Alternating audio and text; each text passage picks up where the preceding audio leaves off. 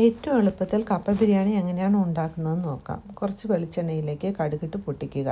അതിനുശേഷം ഒരു പീസ് ഇഞ്ചിയും ഒരു തുടം വെളുത്തുള്ളിയും നല്ലപോലെ ചോപ്പ് ചെയ്തെടുത്ത് ഫ്രൈ ചെയ്യുക. നല്ലപോലെ ചുവന്ന നിറമാകുമ്പോൾ അതിലേക്ക് സവാള 2 മീഡിയം സൈസ് ചോപ്പ് ചെയ്തത് ആഡ് ചെയ്യുക. അതിലേക്ക് കുറച്ച് ഉപ്പ് ആഡ് ചെയ്തിട്ട് അത് നല്ലപോലെ ഫ്രൈ ചെയ്തെടുക്കുക. എന്നിട്ട് അതിലേക്ക് 1/4 ടീസ്പൂൺ ടർമറിക് പൗഡർ, 6 ടീസ്പൂൺ മല്ലിപ്പൊടി,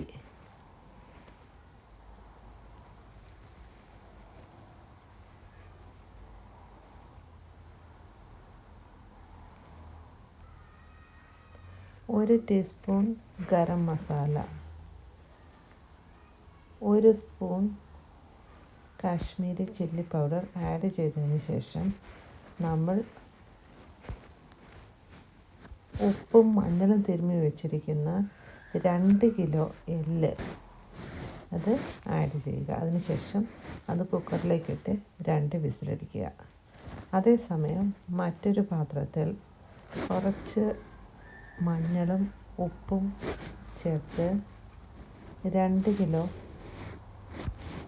കപ്പ ഒരു കുക്കറിലേക്ക് വയ്ക്കുക. അതിലൊരു വിസിലടിക്കുമ്പോഴത്തേക്കും എടുക്കുക. കപ്പയും ഇറച്ചിയും വെന്തോ എന്ന് നോക്കുക. വെന്തിട്ടുണ്ടെങ്കിൽ ആദ്യം തന്നെ ഇറച്ചി ഒരു വലിയ പാനിലേക്കിട്ട് അതിന് മുകളിലേക്ക് കപ്പയിട്ട് നല്ലപോലെ മിക്സ് ചെയ്യുക. ഇതിലുള്ള വെള്ളത്തിൽ കിടന്ന് തന്നെ ഇത് വേവണം. അപ്പോൾ അങ്ങനെ വെന്ത് കഴിയുമ്പോൾ നമ്മുടെ കപ്പ ബിരിയാണി റെഡി. എൻജോയ്.